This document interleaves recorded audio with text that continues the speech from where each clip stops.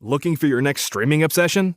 Paramount Plus has a mountain of all-new original dramas, including the series everyone is talking about, Landman, starring Billy Bob Thornton, John Hamm, and Demi Moore. Plus Lioness with Zoe Saldana and Nicole Kidman. And Tulsa King starring Sylvester Stallone. From Showtime comes The Agency, a spy thriller starring Michael Fassbender and Richard Gere. Get the Paramount Plus with Showtime plan to start streaming today. Audible's Best of 2024 picks are here. From memoirs and sci-fi to mysteries and thrillers, Audible's curated list in every category is the best way to hear 2024's best in audio entertainment. Like a stunning new full cast production of George Orwell's 1984. Heartfelt memoirs like Supreme Court Justice Ketanji Brown Jackson's Lovely One. This year's best fiction like The Women by Kristen Hanna and Percival Everett's brilliantly subversive James. Audible, there's more to imagine when you listen. I can't wait to listen to Share, the memoir, part 1. Go to audible.com/realitylife and discover all the year's best waiting for you. That's audible.com/realitylife. The amazing Kate Casey. Welcome back for another episode of Reality Life with Kate Casey. I hope that you are all having a great holiday. It's almost New Year's Eve. If you don't have plans, you're not going to go to a party or to a restaurant or bar, fear not. If you want to just cozy up at home and watch something, you can go to my list of what to watch. I've got great stuff this week, but also all the archive lists, so you can go back and check. And I've got everything from romance shows, competition shows, documentaries, sports, series, and true crime, anything you want. You can go to katecasey.substack.com. I have got you covered. I watched recently a few episodes of the documentary series about Cristiano Ronaldo. My kids love him. This one focuses on his life and career in Saudi Arabia. It is a 6-episode series called Saudi Pro League, The Beginning, and it goes into his journey there, his experiences on and off the field. I have to say, a great conversation topic for anyone who loves soccer is what's a better watch, Saudi Pro League, The Beginning, or the Messi doc series on Apple TV+. You could probably get people pretty riled up. There's a documentary this week about Avicii. I highly recommend the Netflix doc about the making of Last Christmas, if you have not seen that yet. There's lots of news. Of course, if you watch Bravo shows, you know that Craig and Paige from Southern Charm and Summer House have broken up. Very smart to announce it during the week, during Christmas to New Year's. And I can only assume that that decision was not made with haste. They sound very sad, but clear-headed about it. And really, that's the best thing. I think that when you get into your 30s, you have a much better sense of the things that would matter in a marriage versus what matters just in dating. And I think that they've always been very honest. Paige wants to live in New York City. Craig seems to see himself in the South. And to be honest with you, I mean, that can work when you're dating but not married. So I'm wishing them the best. I think that it doesn't make it any easier when you are on a show together and your lives, your businesses, your friends, you're all commingled, but also that people become so emotional about your relationship. I mean, they probably get the craziest DMs because I think that people watch shows and they often see themselves in the cast members. And sometimes without pause, they'll send their reactions. I'm sure some of you have probably sent a DM and then gone, oh God, maybe I shouldn't have sent that. So I'm sure that they're getting a ton of like, how could you break up? You had a great thing going. We wanted a Southern living wedding. I have to say, I know them both. They are very sweet. I'm hoping that they find great happiness, and I'm very certain that they will. So as I said, there's been plenty of stuff to watch. And I have to say, I've received so many lovely notes from people that are wanting to share very personal stories with me. I have a very interesting Saturday series coming up episode this week. And the generosity of all of you to share such poignant things, I can't even tell you how many times someone says, I've only told a few friends this, or I haven't really told anybody. And you're so forthcoming, and I really appreciate it. And if you're open to it, I love to share those stories as well. And it made me think about this year and moving into it. I just hope we all have this sort of common hope that we all feel a little bit more interconnected. I think we've gone through a really difficult year, and it is important to get to know people, and beyond things that are maybe on the surface, you would think I have nothing in common with this person. But the more you talk to somebody, I always find you find commonality. And it just is really important to take some time and be curious about other people and their experiences. I've been feeling a little melancholy this holiday, kind of yearning for stories. And it made me think about some of the stories that have aired on the Oprah Winfrey Show that have stayed with me. I mean, I always say there are things that just stay with me and then I can't get them out of my mind. Like when I went to the Barnes & Noble in Virginia Beach and I picked up that book, the Blue Book, A Soul Survivor, the story of a World War II pilot reincarnated. Never forgot about it. Totally stayed with me, shifted my mindset, all of that. Well, for a lot of us, watching the Oprah Winfrey Show was must-watch TV. And what Oprah has always been good about is finding great personal stories, which I find to be most compelling. The Oprah Winfrey Show ran for 25 seasons from September of 1986 to May of 2011. And it had actually broadcast, if you can imagine this, 4,561 episodes. Now, friend of the show, my personal friend, Carlos King, was actually someone who worked on that show. And you can go back to his Saturday series episode and hear more stories behind the scenes of the show, like the fact that he came out to his family while he was doing a segment of the show. Absolutely. Well, the show, again, was taped in Chicago. It was produced by Oprah Winfrey. It remains the highest rated daytime talk show in American television history. I cannot imagine anyone ever beating that show. And I know that there are many of you that are just kind of running through some of the big episodes that were for you. These are 3 stories that really stuck out for me. The first was the story of Erin Cramp. She was a venture capitalist, raised in Dallas, and married Doug, who was an entrepreneur in 1987. And one of those couples, charismatic, very adventurous, she would often actually advise him on deals. So their daughter, Peyton, was born 5 years into the marriage in March of 1992. Well, 2 years later, Erin discovered a lump in her breast, a malignant cancer, and it was diagnosed as terminal. So she immediately went to work to try to prepare not just herself and her husband, but also for her daughter on what was to come. So she did this really ingenious thing. She decided to leave a ton of video recordings to help guide Peyton through her life. She wanted to bestow comfort and advice and humor and really paint the picture of not only who she was in her own life and as a mother, but what she would want to share with her daughter. Like, for example, she said, when you're picking your career, don't pick what you think I would want you to do. Don't pick what you know you would make dad happy for you to pick. I want you to pick something, whether you're schooled in it or not, that you have passion for. So at the time in 1997, she required a steady oxygen supply. At that time, she was far into her treatment. It had, although, spread to her lungs. So her focus was on creating a legacy that was unshakable. And she said at the time that it was so difficult to record, she had to get up and had to cut 3 times.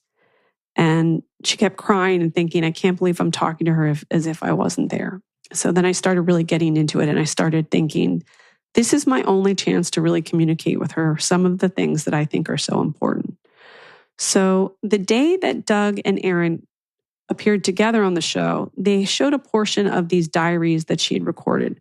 And on the tape, she's giving advice on everything from how to choose makeup, like try to find makeup that looks natural, like you're not wearing any, or how to choose a husband. She said, pick a very nice guy who has a backbone. She also left a gift for Peyton to open on her 16th birthday. And I know some of you are listening to this thinking, I don't know if that is something I would have necessarily thought of until I heard Erin's story, or maybe it's the first time you're hearing it and it may shift the way that you kind of thought about things as well. In one of her tapes, she promised Peyton, love will sustain you more than anything, and you are the most privileged person I know because of all the love that comes your way. Now, Erin and Doug wrote a book called Living with the End in Mind, and it was a checklist for preparing for death and embracing mortality. Erin Cramp died on Halloween in 1998, and she had anticipated that Peyton would wonder about whether her dad should marry again, and she was prepared for that too.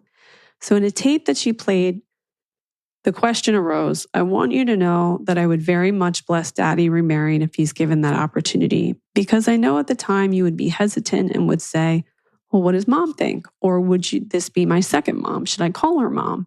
How would Mom feel if I called her Mom? I feel fine about it because I'll always be your real mom. In 2003, 4.5 years after Aaron's death, Doug did remarry. He married Cheryl and they had 2 boys. And remember when she said the advice about finding a job that you're passionate about? Well, Peyton is now an artist in New York City.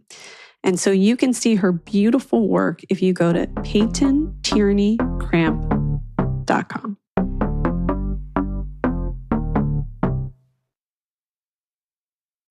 Here's what I know is true. Most weight loss plans are one size fits all. So frustrating. They don't take into account each person's individual needs, which could mean dietary restrictions, medical issues, or other personal needs. That's why you're going to love Noom. It's built for your psychology and your biology, meeting you where you are. Noom's personalized programs feel more sustainable than any other, more restrictive weight loss programs. And also, it doesn't shame you when you choose to treat yourself, and that's important. I like this company because it's got a psychology and biology-based approach and a super easy app to use with lots of great features, including daily lessons, coaching, and flexibility. I think it's your time to start. Stay focused on what's important to you with Noom's psychology and biology-based approach. Sign up for your trial today at Noom.com. Based on 3.5-year study of actively engaged Noom users with minimum BMI of 25. Individual results may vary. Visit Noom.com for more information. How weird does it feel to be called someone's fiancé? The first time you hear it, you do a double take. From there, let's enjoy this moment, turns into, we're planning a fall wedding. That's where Zola comes in. From a venue and vendor discovery tool that matches you with your dream team to save the dates, websites, and an easy-to-use registry, Zola has everything you need to plan your wedding in one place. Start planning at Zola.com. That's ZOLA.com. Another story that stayed with me was the story of the Cobles family. On May 4th, 2007, Lori was stopped in the slow lane of the southbound I-5 between La Paz Road and Oso Parkway in Mission Viejo. This is, by the way, someplace I drive quite often myself. Well, after running some errands, which included a ride on a Ferris wheel at a local mall, the Irvine Spectrum, and a visit to a pet store, Lori and her mother and the kids were making their way home before nap time. They hit a lot of backed up traffic, and Lori turned around and she could see that Katie was beginning to fall asleep. So she tried to wake her up. And so she tickled the toes. And that's when her whole world turned upside down because a truck slammed into the back of the van that she was driving. So Lori was knocked unconscious. And then all 3 of the kids were severely injured in trauma. So horrific that our emergency services on the scene had to split up the family to get them the medical attention they needed. Lori and her mother, Cindy, went to one hospital. And then Kyle and Katie went to another hospital and Emma to a third hospital. Well, Kyle, age 5, Emma, age 4, and Katie, age 2, eventually died. So faced with an unimaginable future of despair and grief, they decided to immediately pursue fertility. And unbelievably, 6 months later, they found themselves pregnant again, and this time with triplets. So they lost Kyle, Emma, and Katie. And then unbelievably, Lori gave birth to 2 girls and a boy, triplets Ashley, Ellie, and Jake. Incredibly, the couple, Lori and Chris, have forgiven the driver of the truck. Now, a lot of you are like, I just don't know if I could do that myself. The driver, Jorge Romero, was a father of 3 himself. So Lori and Chris met him at his trial, where he was convicted on 3 counts of vehicular manslaughter and was sentenced to a year in jail. Chris said, Mr. Romero was actually a very kind-hearted, gentle person. Just by telling the story, you might jump to vilify somebody right away. But there is someone behind the wheel, and while they shared some of the blame in this tragedy, he just felt absolutely horrible. So, and then this is the last one that I think about so often, and I think many of you may already know the story. And this is a story that, by the way, I followed in real time. I watched every news story on it, consumed every single detail. On the evening of April 26, 2006, 9 passengers were riding in a 15-person Taylor University passenger van on I-69 in Indiana. They were returning from Fort Wayne after setting up for luncheon the following day. Taylor University is a private interdenominational evangelical Christian university in Upland, Indiana. Founded in 1846, it is one of the oldest evangelical Christian universities in the United States. Just after 8 p.m., the van was a couple miles from the Marion exit on State Road 18 when a semi-truck came across the median and struck the van. Investigators would later learn the driver of the semi, Robert Spencer, had fallen asleep at the wheel before running off the northbound roadway. The van had been hit on the back left side, which ripped the van open. A crash, and then chaos. The van was carrying 5 students and 4 food service employees. Of the 9 passengers, 5 were pronounced dead. The names would not be released until all of the parents had been notified. A Taylor University official announced the details to the school community. Carly Cerak, a student at Taylor University, could feel her heart drop because her sister Whitney had been on that trip. The official explained that 2 of the passengers had been airlifted to Parkview Hospital in Fort Wayne, 1 in critical condition.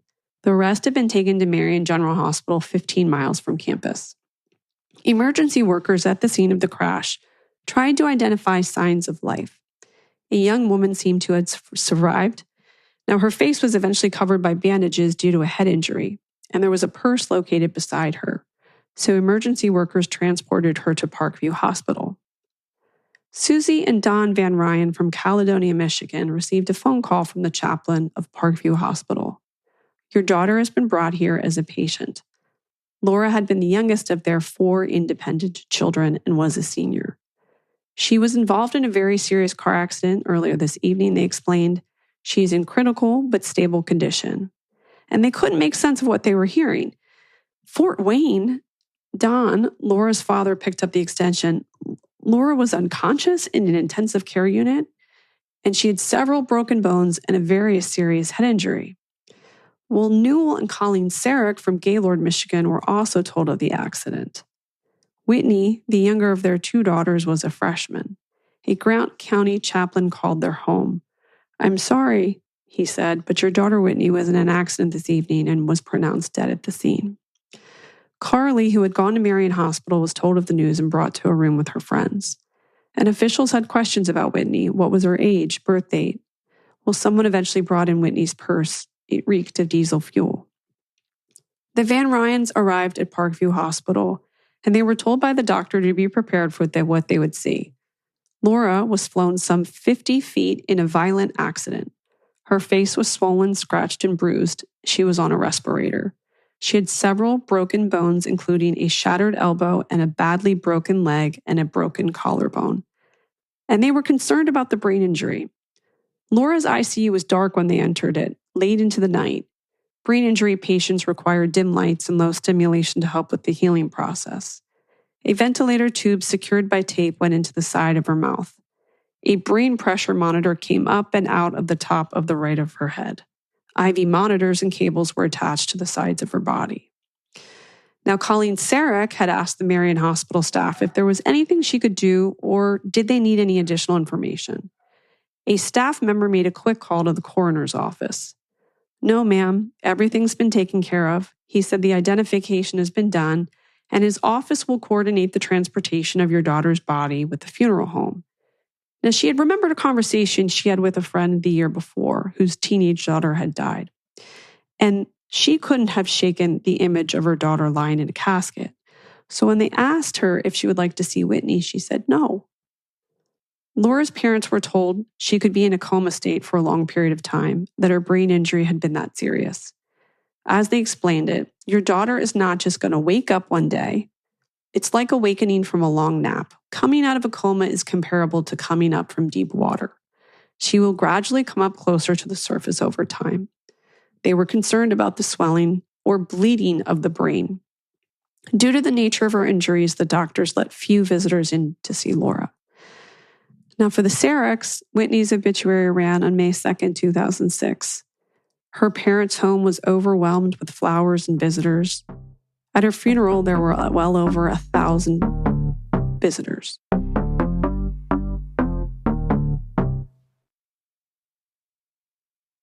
What if you could learn from the world's best all in one place? You can with Masterclass. With Masterclass, you can learn from the best to become your best. Masterclass is the only streaming platform where you can learn and grow with over 200 plus of the world's best. And you can access Masterclass on your phone, computer, smart TV, or even in audio mode. Confidently navigate the media with influential intellectual Noam Chomsky. Use science to solve your problems with Bill Nye, or learn from the past with Pulitzer Prize-winning historian Doris Kearns Goodwin. And the classes really do make a difference. 88% of members feel that Masterclass has made a positive impact on their lives. Plus, every new membership comes with a 30-day money-back guarantee. Don't wait another moment to start your learning journey with Masterclass. Masterclass always has great offers during the holidays, sometimes up to as much as 50% off. Head over to masterclass.com/Wondery for the current offer. That's up to 50% off at masterclass.com/Wondery. Holiday magic is in the air, and DSW's got all the shoes to make your season extra merry. Believe, you've got parties to attend and lists to check twice, so DSW is taking care of the details, like gifts to make their eyes all aglow, styles that bring joy to your world, brands everyone wants, like UGG, Nike, Birkenstock, and more, and deals to make your budget bright. Find the perfect shoes for you and yours at a DSW store near you or dsw.com. Lisa Van Ryn started a blog to update her sister's recovery. And at first, there were slow changes, squinting of the eyes, movement in her leg. And unbelievably, the blog had begun to be shared. And to their great surprise, in the comments section, best wishes from all over the world. In fact, I'm sure if you found it, you'd see my comments for me too. I was someone who was reading updates to that blog every day. On May 1st, Laura went into surgery to repair her broken bones and a tracheotomy. Her family and boyfriend Aaron would sit beside her and rub her hair and body, letting her know how many were praying for her recovery. At one point, Laura let out a yawn, and her brother Mark noted her teeth looked different. But they reflected on how being thrown 50 feet would impact all parts of one's body. On May 14th, a few days after Whitney's funeral, Laura uttered her first post-crash word. Lisa shared the news on the blog. She had uttered, "Hi," and the next morning she whispered, "Good morning." On May 28, 2006, a month after the accident, an occupational therapist asked Laura to write down her name.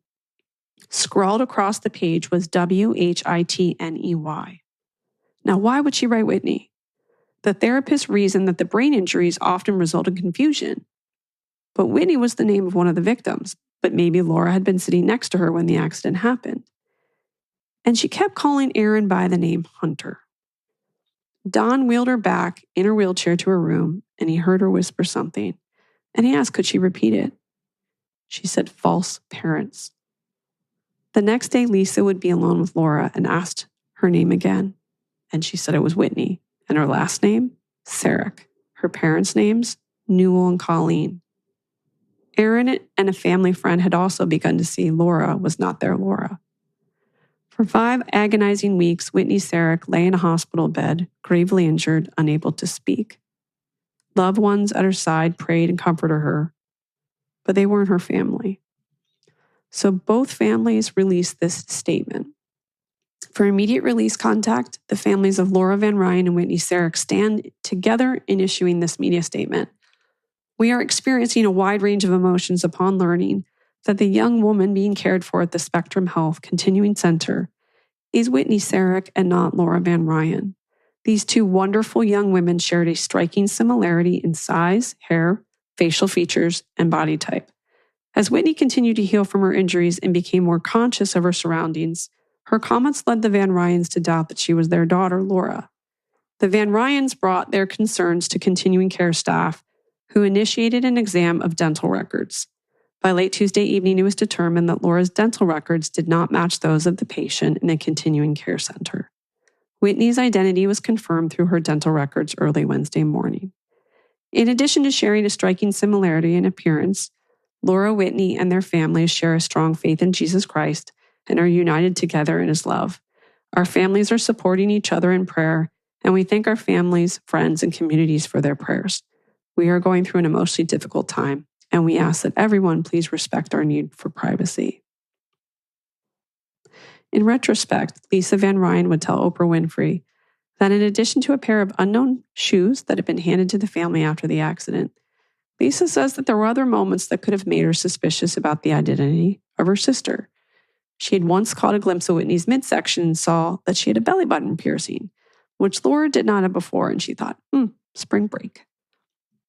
But had the grief factored in, they were all trying to understand how an accident could have happened, and in the beginning just hoping she would make it through each evening. The crash killed Taylor University students Brad Larson, Laurel Erb, Betsy Smith, Laura Van Ryn, and university staff member Monica Felver. Whitney would reflect later that the Van Ryns, they loved me like I was their daughter because they believed I was their daughter. And even after I wrote Whitney and the world changed and they knew I wasn't their daughter, they still treated me like I was their family. 4 months after the accident, Whitney returned to Taylor and eventually graduated with her class 3 years later. But it wasn't without struggle. She said she had alternated between feelings of sadness for those who died, guilt for being the only student to survive, and anger because she wanted to retreat into herself and to be left alone and felt broken. 10 years after the crash, she gave a speech at Taylor University. I recommend watching it on YouTube. One of the most poignant moments that I took away from that was she kind of questioned why it had happened to her and what she could do moving forward. And she reminded herself that God asks the weak for help. And she thought, I am weak, but I'm needed. So I think there's so many of us that are going through difficult times. And this story in particular, I just think is so incredible how these two families came together.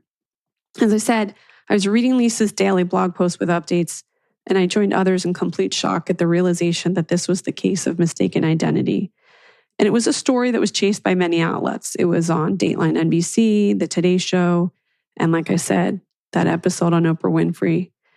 And they eventually all wrote a book together, which I highly recommend. It's called Mistaken Identity, Two Families, One Survivor, Unwavering Hope. It is by Don and Susie Van Ryn, Colleen Newell, and Whitney Cerak. Beautifully written, and a book that I read as soon as it was published and recommended today. An outstanding story of love, the love of the Van Ryn and Ceraks for their daughters and for each other. So again, I hope that you are enjoying yourself in this very short week in terms of a holiday and with the new year, and wishing all of you the best in the year 2025.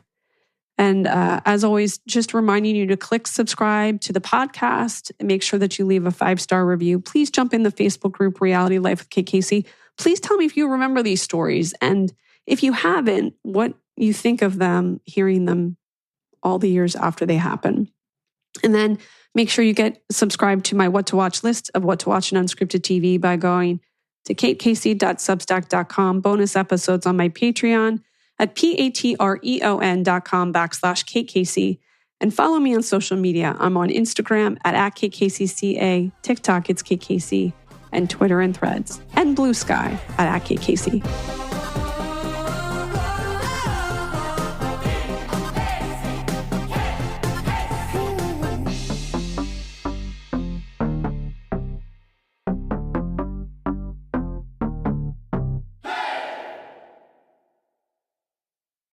Behind every BP fill-up, thousands of people across America go to work every day. People producing energy offshore. People turning it into products at our refineries. People doing R&D to make products that are better for your engine. People trading and shipping fuels to their destinations. And the people who help you at one of BP's growing family of retail stations.